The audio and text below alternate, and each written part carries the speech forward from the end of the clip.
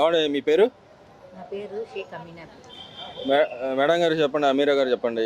ఈ కూటమి ప్రభుత్వం వచ్చిన తర్వాత అమరావతి పేరు మీద దాదాపు 53,000 కోట్లు అప్పు చేసిందంట కదా! ఇంకా 1,00,000 కోట్ల పైన ఉన్న బయట నుంచి అప్పు తీసుకొచ్చిందంట కదా! నిజంగానే అన్ని కోట్లు తీసుకొచ్చి అసలు సంక్షేమ పథకాలు ఏమి ఇవ్వట్లేదని చెప్తుంది నిజమేనంటారా?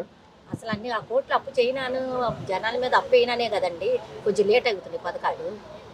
మాకు ఒక 2, 3 నెలలు లేట్ అయినా ప్రజలకి నేను పథకాలు వేస్తా, కానీ అప్పు తీసుకురాను. ఎందుకంటే గత ప్రభుత్వాలు అప్పు చేసి జనాల నెత్తి మీద వేస్తే వాళ్ళు అన్నిటి మీద రేట్లు పెంచేసి మేము చాలా ఇబ్బందులు పడ్డాం. ఆ ఇబ్బందులు జనాలు పడకూడదు అనేదే అప్పు లేకుండా మాకు ముందుకొచ్చిన వాళ్ళకి, మాకు అభివృద్ధి కోసం ముందుకొచ్చిన వాళ్ళకి ఆ అభివృద్ధి మీద వచ్చిన డబ్బుల మీదే మేము పథకాలు వేస్తాము. లేకపోతే మేము ఇలా అప్పులు చేయలేమని చెప్తున్నారు కదా. అప్పు ఎలా చేస్తారు? చెప్తున్నారు కదా అప్పులు చేయమని. మరి రోజే అంటుందిగా అన్నీ ఎగరాం పెడతానికి ఒక్కొక్కటి చెప్పారు. మెడికల్ కాలేజీలు ఇటు పిల్లల స్కూళ్ళు కూడా అన్ని ఎత్తేస్తున్నారు. ఆ పథకాలు ఏమవట్లేదు అబద్ధాలు చెబుతున్నారని చెప్పి అంటుందిగా. ఎందుకండి మరి మొన్న పింఛను పెంచుతామన్నారు, 4,000 ఒకసారే చేసేసారు. మరి పిల్లలకి రేపు జూన్లో పిల్లలకి స్కూల్లో వేస్తున్నారు, డబ్బు వేస్తానన్నారు. ఎంతమంది పిల్లలు ఉంటే అంతమంది పిల్లలకి అది అమలు చేస్తున్నారు. ఇంకేంటి కావాల్సింది మాకు? మళ్ళీ వైద్య పరంగా మాకు తిరిగి అమౌంట్ ఇస్తున్నారు సీఎం రిలీఫ్ ఫండ్ కింద. ఇంకేంటండి కావాలి మాకు? ఆరోగ్యం ఒకటి, చదువు ఒకటి చేస్తే చాలండి.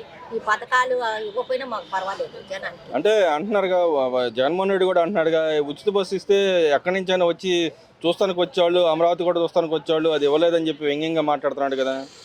ఉచిత బస్సు ఎందుకండి? మాకు సొంత ఖర్చులతో పెట్టుకొని వెళ్ళగలుగుతాం, మేము వెళ్ళగలం. ఎందుకంటే ఉచిత బస్సు అయ్యమని మేము అడగం.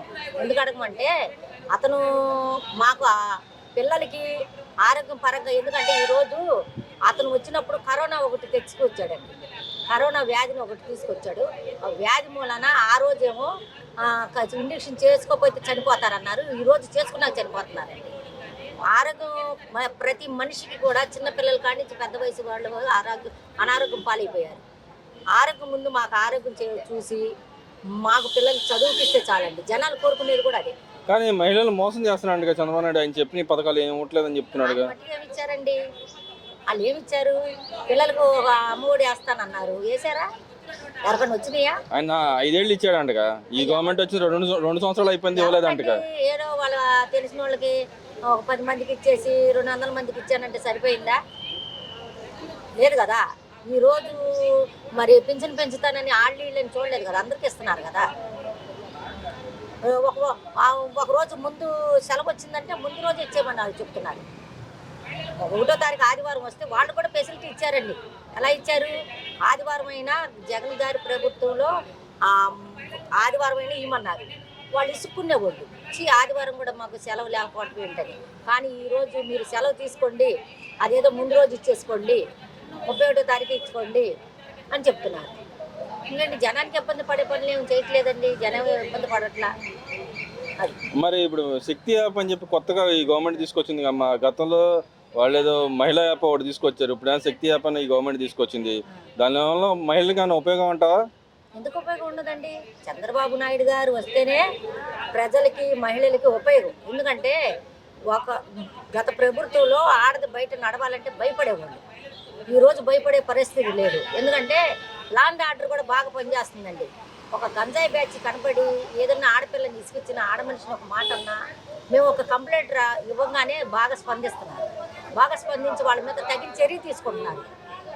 కానీ ఈ గవర్నమెంట్లో దాడులు జరిగినాయి చెప్పి వాళ్ళు అంటున్నారుగా. చూపించమనండి. గవర్నమెంట్లో ఏ దాడులు జరిగినాయి, ఎంతమంది చనిపోయారు, ఎంతమంది మానభంగాలు చేయబడ్డారు, చిన్నపిల్లల కాడి నుంచి పెద్దోళ్ళ దాకా ఏ వయసు అనేది లేకుండా చేశారు కదా గత ప్రభుత్వంలో. ఈ ప్రభుత్వంలో ఎక్కడైనా జరిగిందేమో చూపించమనండి. ఒక్కొక్కళ్ళు నరికేశారు కదా, రోడ్లు కాళ్ళు చేతులు ఎరగొట్టారు కదా.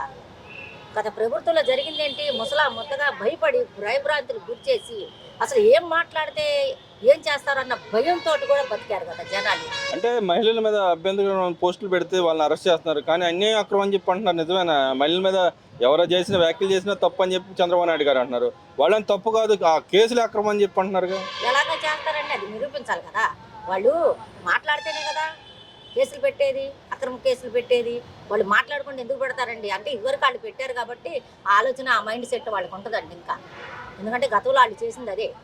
ఎందుకంటే నోట్లోంచి మాట రానియకుండా ఏదన్నా ఒక మాట వస్తే అలాగ అక్రమ కేసులు పెట్టి వాళ్ళకి చంపేసి ఏంటి భయభ్రాంతులకు గురి చేసి వాడే చచ్చిపోయాడని ఉరిలేసి చంపేసి గత ప్రభుత్వంలో చేశారు కదా. అది ఆ భయాన్ని వాళ్ళు పెట్టారు కాబట్టి ఈ ప్రభుత్వం మీద రుద్దాలని చూస్తారు. ఈ ప్రభుత్వం అలా చేస్తుందని తప్పించుకుంటా చాలా మార్గాలుగా మాట్లాడతారండి. అదేవిధంగా చంద్రబాబు నాయుడు గారు నిన్న ఒక వ్యాఖ్య చేశారు. ఏమనంటే నేను 2009, 2019లో కొన్ని సమన్వయం చేసుకోకపోవడం వలన ఓడిపోయాయని చెప్పి వ్యాఖ్య చేశారు. దాన్ని ఎలా చూస్తారమ్మా? లేదండి, ఎందుకంటే ఈయన ఏదో చేస్తాడేమో, వాళ్ళ నాన్నగారు కొంచెం గొప్ప చేసి ఉన్నారండి, అలాగే ఈయన ఏమైనా చేస్తాడేమో. ఎందుకంటే వేల కోట్లు ఆస్తి ఉంది కదా ఈయనకి, వేల కోట్లు దోచేసిన ఆస్తిని ఏమైనా జనానికి పంచుతారేమో అన్న ఒక ఆశ మీద ఓట్లు వేసారండి. 0-0 చేసి పెట్టాడండి జనానికి. అందుకే నమ్మే ప్రసక్తి లేక ఈరోజు ఎలా ఓడించాలో అందరికీ భయభ్రాంతులకు గురి చేసిన వాళ్ళ మనసుల్లో అమ్మ ఇప్పుడే ఇంత భయభ్రాంతులకు గురి చేశారు, మళ్ళీ ఇతనే వస్తే మేము బ్రతికి ఒక అడిగేసే ప్రసక్తి కూడా ఉండదని చెప్పేసి ఎలా ఓడించాలో జనానికి తెలిసి ఓడించేశారండి. అంటే మహిళలు మోసపోయి వేశారంట కదా, నిజమేనా? మహిళలు ఎందుకు మోసపోతారండి? ఈ రోజు చిన్నపిల్లలు మోసపోతున్నారా? చిన్నపిల్లల్ని కదిలించండి, ఎలా మాట్లాడతారు? ఎందుకు ఎలా మోసపోతామండి? అంటే వాళ్ళు ఆ భ్రమలో ఉండిపోయారు, ఇంకా మనం చేసేది ఏం లేదు. మరి గతంలో అయితే మామూలుగా ఈవీఎంలు ఏమైనా ట్యాంపరింగ్ చేశారని చెప్పి అంటున్నారు. మొన్న ఎమ్మెల్సీ ఎలక్షన్ అప్పుడు ఏమైనా బ్యాలెట్ ఓటు పెడితే అది కూడా రిగ్గింగ్ చేశారని అంటున్నారు. నిజంగా ఆ పరిస్థితి జరిగింది అంటారా? వాళ్ళు గతంలో ఆ పని చేశారా? జగన్మోహన్ రెడ్డి గారు గెలిచినప్పుడు అలా చేశారా? ఆ చేసుంటే ఆ మైండ్ సెట్తో మాట్లాడవచ్చు, దాన్నే తప్పు అనుకోకూడదు మనం. ఎందుకంటే వాళ్ళు చేసిన దానిలో ఆ మైండ్ సెట్ ఉండిపోయింది కాబట్టి ఆ మైండ్ సెట్లో ఉంటారండి, అలా మాట్లాడతారండి. ఆ మాటలన్నీ మేము పట్టించుకోము, జనాలు కూడా పట్టించుకునే ప్రసక్తిలో లేరు. మాకు న్యాయం అయితే జరిగింది. చంద్రబాబు నాయుడు గారు ఉంటే ఆడవాళ్ళకు రక్షణ ఉంటుంది. ఫస్ట్ మా పిల్లలు భవిష్యత్తు నాశనం అవ్వకుండా గంజాయి మత్తులోంచి వదిలించి మా పిల్లల భవిష్యత్తు బంగారు బాటం చేస్తారన్న నమ్మకం మాకుందండి.